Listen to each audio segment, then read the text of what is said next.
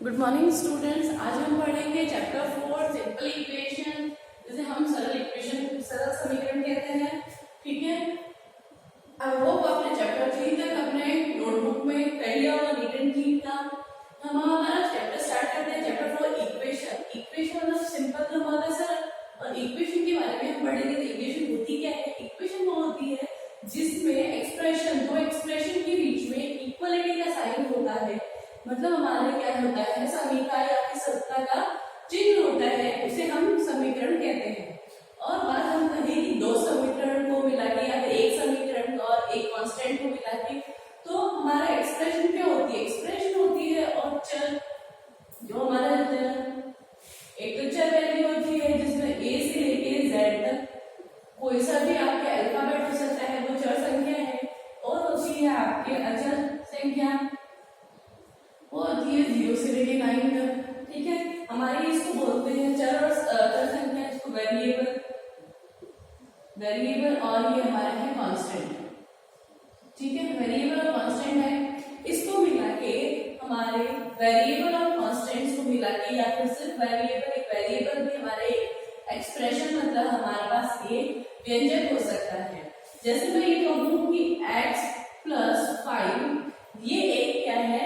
ये एक एक्सप्रेशन है। ठीक है, अगर मैं ये कहूं कि मैं सिंपल xy लिख सकती थी, या फिर y² लिखूं, या फिर सिंपल y लिख दूं, ये सब क्या है? ये सब हमारे पास क्या है? व्यंजक है, मतलब समीकरण या एक्सप्रेशन बोल सकते हैं। समीकरण इनको मिला के कैसे बनेगी? अब जो मैं इसके बीच में एक इक्वल्स का साइन लगा दूं और लिखूं यहाँ पे 21, इस तरह से लिख लूं, तो ये क्या होगा? हमारा इन दोनों को मिला के पूरा ये बनेगा हमारा इक्वेशन। इक्वेशन मतलब हमारा समीकरण बनेगा। ठीक है, तो ये तो हमारे पास एक्सप्रेशन, ये तो हमारे पास एक्सप्रेशन है जिसे हमें व्यंजक कहते हैं। ठीक है, व्यंजक। और ये पूरा जो पूरी है इक्वल्स टू के इस तरफ और इक्वल्स टू के इस तरफ, इसे हम कहते हैं इक्वेशन। ठीक है, इक्वेशन जिसे हमें समीकरण भी बोलते हैं। इस समीकरण में हमें देखा कि इक्वल्स का साइन, इसलिए हमने इसे समीकरण बोला। इस समीकरण में क्या होता है? ये वाला जो साइड होता है, एक तो ये साइड होता है, इक्वल्स टू इस तरफ होता है। ये होता है हमारे लेफ्ट हैंड साइड, मतलब LHS, लेफ्ट हैंड साइड। ठीक है, और ये हमारे राइट हैंड साइड होती है, RHS। ठीक है, LHS एंड RHS। ये तो बात हुई हमारी इक्वेशन की, मतलब इक्वेशन क्या होता है, समीकरण क्या होता है, उसके बारे में हमने पढ़ा है। अब इक्वेशन हम बनाते कैसे हैं? तो इक्वेशन कैसे बनेगी? ठीक है, इक्वेशन बनाने के लिए हमारे पास कुछ ऐसी रिपीट होने वाले जो वर्ड्स हैं, जो हम उसको यूज करते हैं। तो जैसे कैसे लिखते हैं? अगर हमें समीकरण बनानी हो और हमारे पास क्या है, एक सेंटेंस दे रखा है, मतलब हमारे पास एक पूरा वाक्य दे रखा है, जिससे वाक्य को पढ़कर हमें एक समीकरण तैयार करनी पड़ती है, मतलब एक इक्वेशन तैयार करनी पड़ती है। तो उसे क्या कहते हैं, हम किस तरह से बनाएंगे वो हम बताते हैं। जैसे हमारे इसमें हम लिखते हैं योग, या फिर हम सम लिखते हैं। तो सम का मतलब है, अगर मैं कहूं कि x and sum of x and y, x और y के योग का, ठीक है, x और y के योग, तो x + y, या फिर ऐसे लिख सकती हूँ।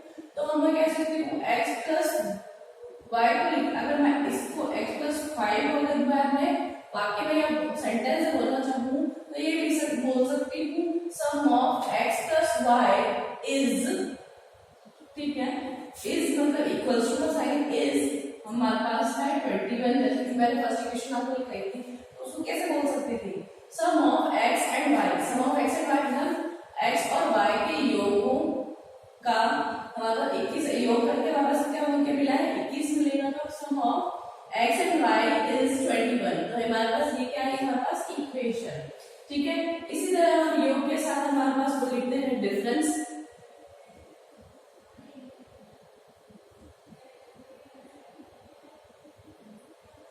डिफरेंस मतलब हमारे पास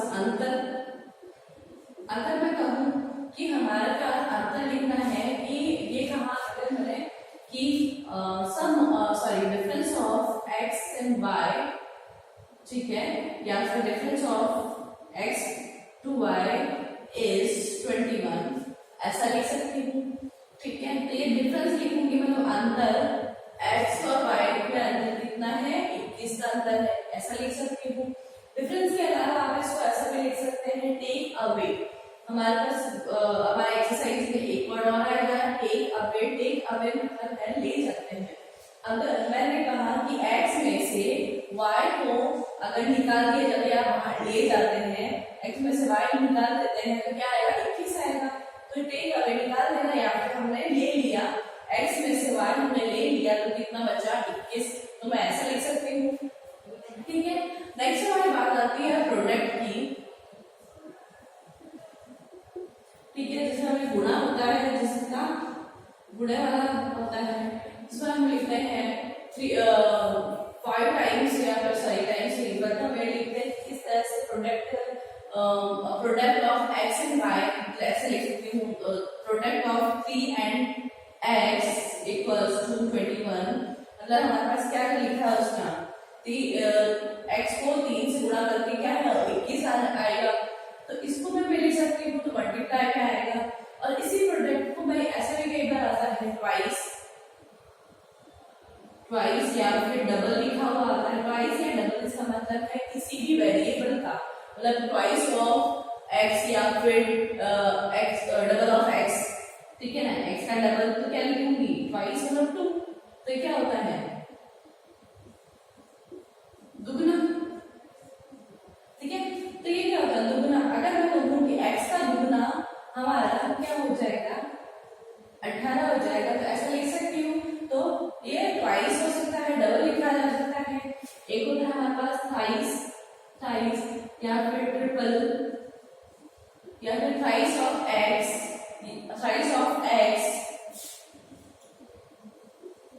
equals to 18, thrice of x equals to 18, या फिर मैं कहूँ कि तिगुना।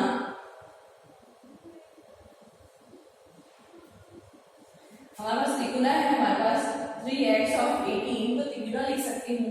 ऐसा लिख सकती हूँ 5 टाइम्स, मतलब 5 गुना लिख सकती हूँ, 5 गुना। तो क्या आएगा, 5 टाइम्स लिख सकती हूँ। मतलब इस तरह से आपके वो वर्ड्स आएंगे। तो ये क्या होगा, 5 टाइम्स ऑफ y, ऐसा लिख सकती हूँ। तो ये आपके गुणांक के अंदर आ जाएगा। और ये लिख सकते हैं कि हमारे पास ये तो टाइम्स आ गया, तो ये टाइम्स में कंफ्यूज नहीं होते, क्योंकि जो टाइम्स है इसका मतलब है उसका उतना गुना है। ठीक है, अब हमारे बात करते हैं फ्रैक्शन की। मतलब फ्रैक्शन हमारे जब डिवाइड करने की बात आती है, मतलब हमारे पास भाग देने की बात आती है, तो किस तरह से लिखेंगे उसको। तो हम लिख सकते हैं इसको, हम जैसे 1/4 ऑफ x, 1/4 ऑफ x लिखेंगे तो किस तरह से लिखेंगे, 1/4 ऑफ x।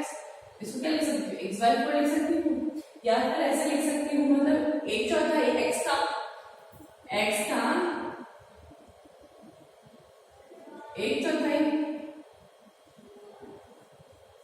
अगर ऐसा लिखा होगा तो मैं क्या लिखूंगी, 1/4 ऑफ x। तो क्या लिखा था, अगर हमारे पास 3/4,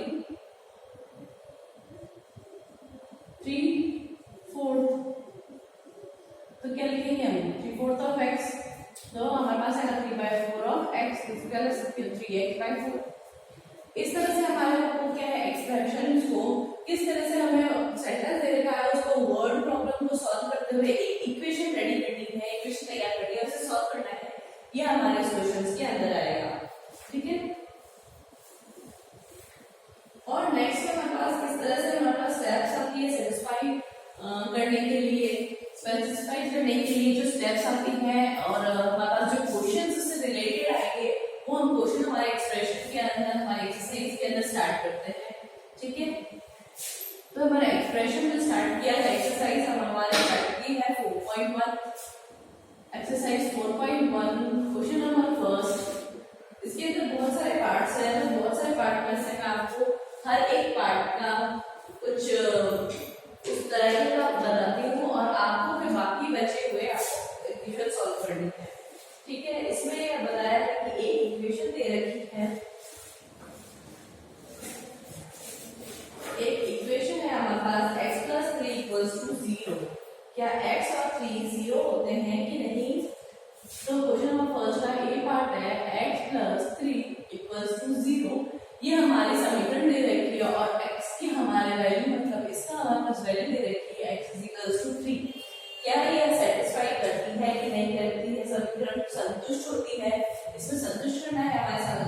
वैल्यू की है कि नहीं है, तो किस तरह से करना है। तो देखिए अब हमारे x की वैल्यू रखेंगे, तो x की जगह हमें ये x की वैल्यू दे, इस x की जगह मैं क्या रखूं 3, क्योंकि 3 वैल्यू रखी, 3 + 3 इक्वल्स टू 3 + 3 क्या है हमारे 6 हो रहा है इक्वल्स टू 0। क्या ये इसके बराबर है, नहीं है, नो, नॉट सेटिस्फाइड। ये क्या है, समीकरण हमारी संतुष्ट नहीं है। इसी के साथ मैं देखूं कि जैसे हमारे पास ये तो हमारा प्लस हो गया, एक में आपका माइनस का बता देती हूँ, माइनस है, फिफ्थ वाला x - 7 इक्वल्स टू 1, उसकी हमारे पास x की वैल्यू भी दे रखी है हमारे पास 7, ठीक है। हमें बोल रखा है कि उसने x की वैल्यू 1 दे रखी है, 7 दे रखी है, सॉरी इसके फिफ्थ वाले पार्ट के अंदर x की वैल्यू हमें क्या दे रखी है 8 दे रखी है, ठीक है। तो x की जगह मैं क्या रख दूं यहाँ पे समीकरण के अंदर, x की जगह 8 रख दूं, 8 - 7 इक्वल्स टू 1। ये क्या है 8 में से 7 गया तो कितना है 1, 1 इक्वल्स टू 1। तो ये क्या है सेटिस्फाइड हो रही है, यस यस सेटिस्फाई हो रही है, इसका मतलब है हमारे पास सेटिस्फाई हो रही है। तो समीकरण हमारा क्या है, ये संतुष्ट हो रही है। ये प्लस का बताया, माइनस का बताया है, ये हमारे पास मल्टीप्लाई का है, fifth point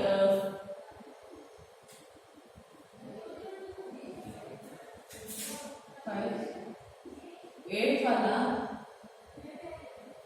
5 of x is equals to 25, इसका लिखा है मल्टीप्लाई का है, x की वैल्यू इसने क्या दे रखी है -5, ठीक है, -5 दे रखी है। तो यहाँ 5 x की जगह मैं क्या रख दूं -5 रखूं, पर देखो यहाँ पे क्या है 5 और x के बीच में कुछ नहीं है, पर अगर मैं यहाँ 5 और -5 लिख दूंगी तो ये क्या है गड़बड़ हो जाएगी। तो मैं क्या लिख सकती हूँ, या तो मल्टीप्लाई लिख के -5 लिख सकती हूँ और ब्रैकेट में 5 लिखा, तो इसका मतलब क्या है 5 को 5 से गुणा करना है इक्वल्स टू 25। तो ये क्या है 5 5 से 25 तो है ही। अब यहाँ एक प्लस का एक माइनस का, तो मल्टीप्लाई में क्या होता है प्लस माइनस क्या होता है माइनस होता है, तो ये -25 और ये 25 है। क्या ये दोनों सेम है, क्या सेम, सिर्फ डिजिट है, इसका देखो साइन सेम नहीं है, ये -25 और ये 25 है। तो ये क्या लिखेंगे, नो नॉट सेटिस्फाइड,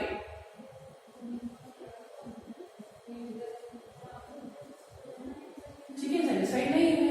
फिर हमारे पास एक है, हमारे पास डिवाइड कर लेते हैं। डिवाइड में जैसे हमारे पास लास्ट है 11 वाला m/3 is equals to 2, 11 है हमारे पास m/3 इक्वल्स टू 2, और यहाँ पे क्या है m की जो हमारी जो वैल्यू दे रखी है उसकी क्या दे रखी है 6 दे रखी है। तो 6 हमारे पास है, इसको m की जगह 6 रखूं, तो m की जगह मैंने 6 रखा 6/3 इक्वल्स टू 2।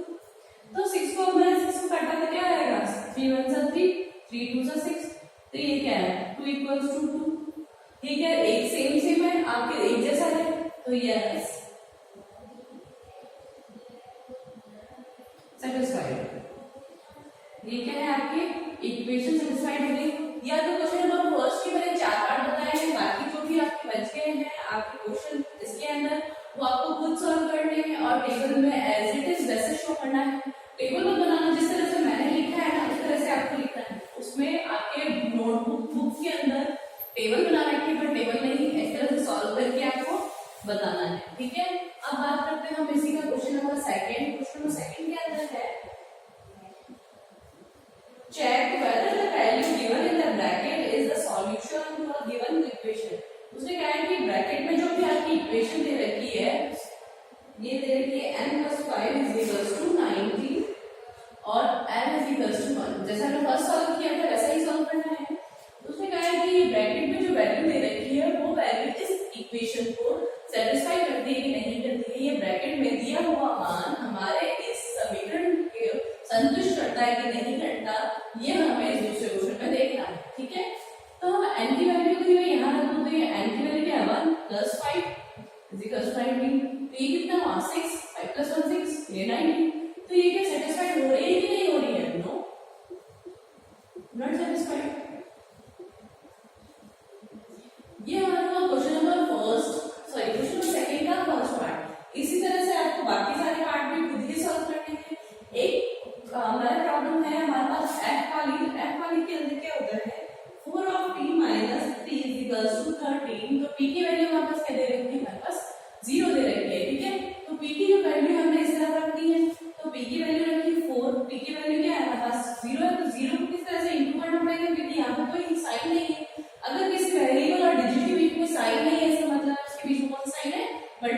मल्टीप्लाई का साइन लगाया, 0 माइनस 3 इज इक्वल टू 13। तो 0 से किसी को भी मल्टीप्लाई करते हैं तो क्या आता है 0, 0 माइनस 3 इज इक्वल टू 13।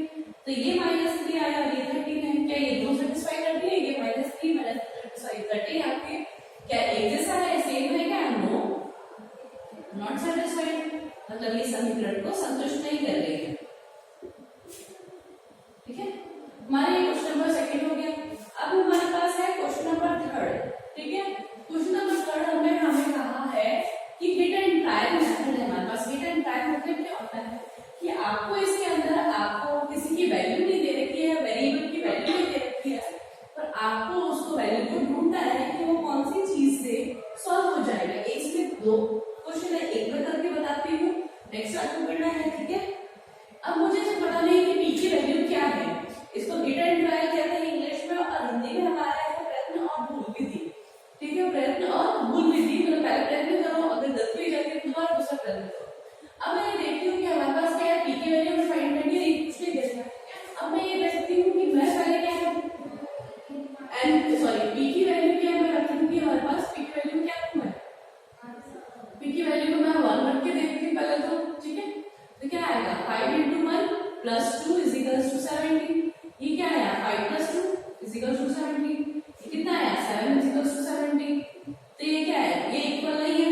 ठीक है, फिर बाद में वापस से स्टार्ट करो, put p is equals to 2 start करो, या फिर 3 ले सकते हो। तो मैंने रूल लिया था 5 into 2 plus 2 is equals to 17।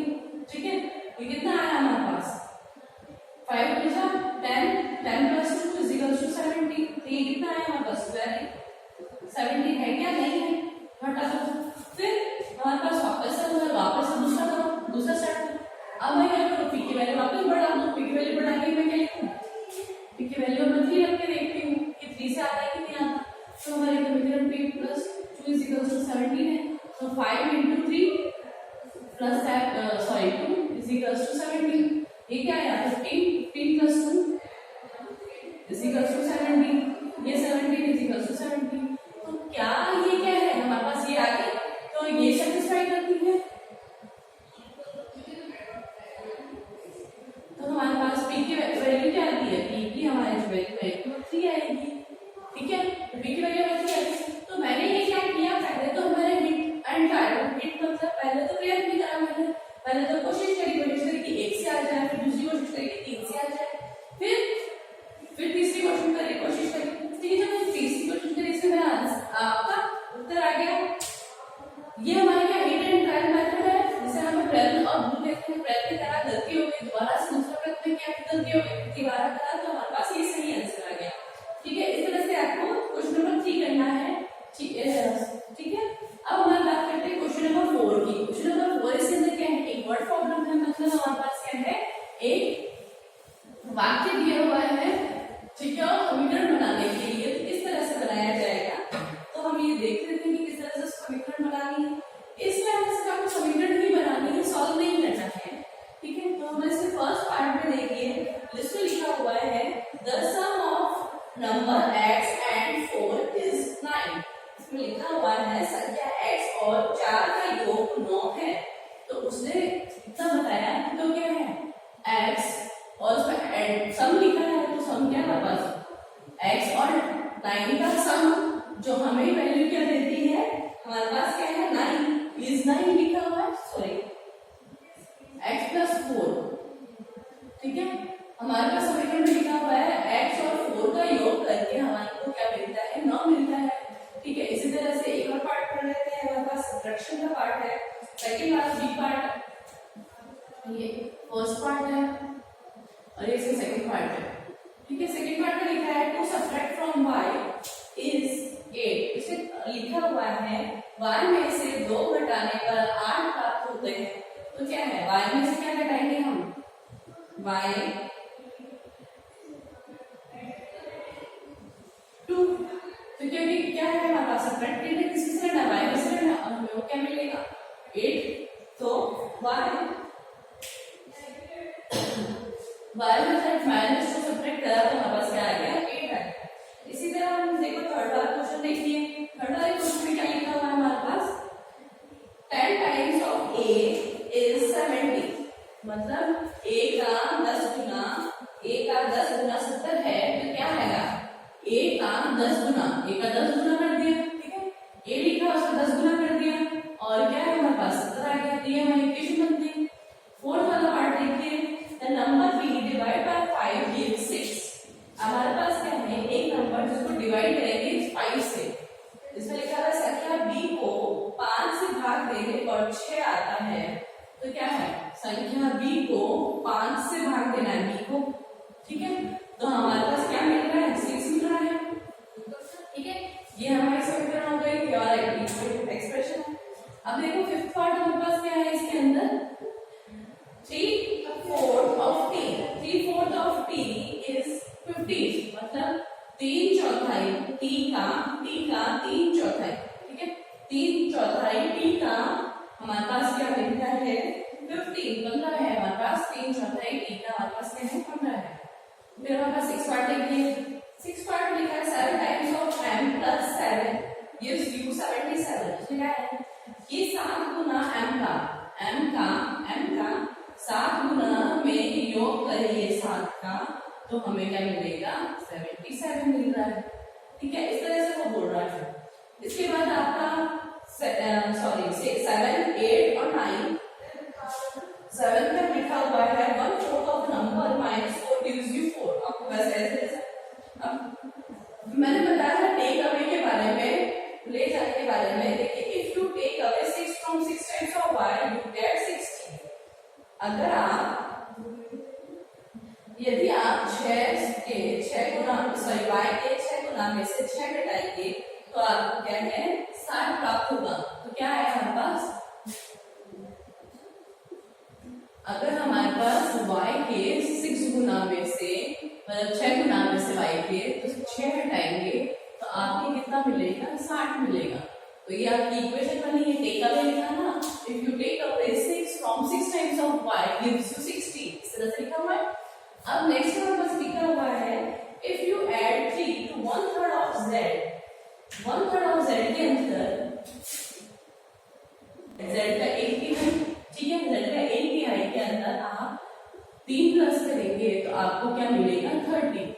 तो इस तरह से आपकी इक्वेशन हो गई। ये हमारा हो गया क्वेश्चन नंबर 4। इसमें से एक क्वेश्चन मैंने आपको नहीं करवाया है, वो क्वेश्चन आपको खुद को करना है, ठीक है, मैंने आपको एक क्वेश्चन नहीं करवाया। ये हमारे पास 7 पार्ट है जो आपको खुद को होमवर्क में करना है। कोशिश करिए कि आपको ये आपका होमवर्क में हो जाए।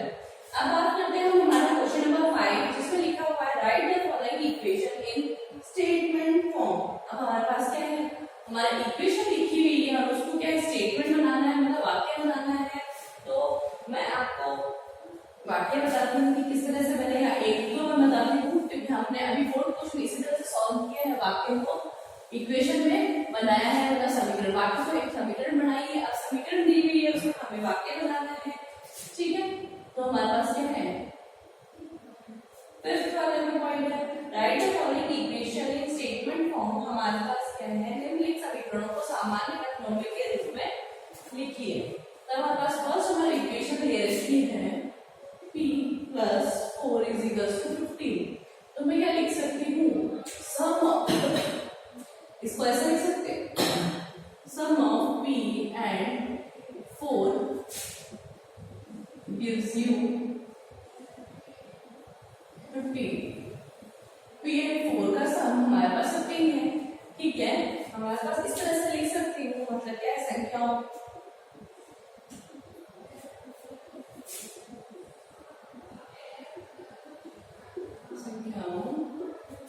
p और 4 का योग 15 है, ऐसा लिख सकती हूँ, ठीक है। इस तरह से जैसे मैंने फर्स्ट किया है आपको बाकी ये करना है। माइनस में भी ऐसा लगा। अगर मैं ये कहूँ कि हमारे पास एक क्वेश्चन दे रखा है, इसमें लास्ट का मैं बताती हूँ, आपका 8 पार्ट में लिखा हुआ है 3/2 of 2। तो मैं इसे किस तरह से लिख सकती हूँ, हाफ ऑफ 1/2 लिखा हुआ है, ये p को मैं ऐसे कैसे लिखती हूँ 1/2 of p, तो लिख सकती हूँ half of p। Sorry half of P या फिर 1/2, ठीक है, half of P and 2, half of P and 2 क्या करना है, सम करना है, sum of half of P and 2 gives you 8 देता है। मतलब क्या है, आधा p का आधा और 2 का योग हमको क्या मिलता है, 8 देता है, ठीक है, का योग 8 होता है। इस तरह से आपको एक वाक्य बनाना है। अब हमारी बात करते हैं क्वेश्चन नंबर 6 की। तो क्वेश्चन नंबर 6 में क्या है, आपको एक बहुत बड़ी समीकरण दे रखी है जिसको आपको वाक्य से आपको समीकरण लिखनी है, ठीक है। देखिए फर्स्ट ऑफ एक्सप्रेशन लिखने के लिए आपके इरफान से 7 marbles, sorry Irfan says that he has 7 marbles, more 5 times the marble of Parveen has. उसने कहा है, इरफान ने ऐसे कहा, क्वेश्चन नंबर 6 का फर्स्ट पार्ट हम देखते हैं। इरफान ने ऐसा कहा है कि मेरे पास 7 ज्यादा मार्बल है, 7 ज्यादा प्लस करना है, 7 मार्बल ज्यादा उसके, किससे कि परमीत के पास जितनी मार्बल्स है उसमें, और परमीत की मार्बल उसने ब्रैकेट में लिखा, परमीत की मार्बल को उसने क्या लिया है, एम। उसने कहा एम मार्बल जो परमीत के पास है, ये क्या है, परमीत के पास जो मार्बल्स है एम, उसका 5 टाइम्स, परमीत के पास जो मार्बल है उसका 5 टाइम्स होने के बाद भी उसके पास 7 से ज्यादा है, और फिर इरफान के पास टोटल कितनी हो गई, 37, ठीक है। इरफान से that he has 7 marbles more than 5 times of marble of Parmeet has, Irfan has 37 marbles।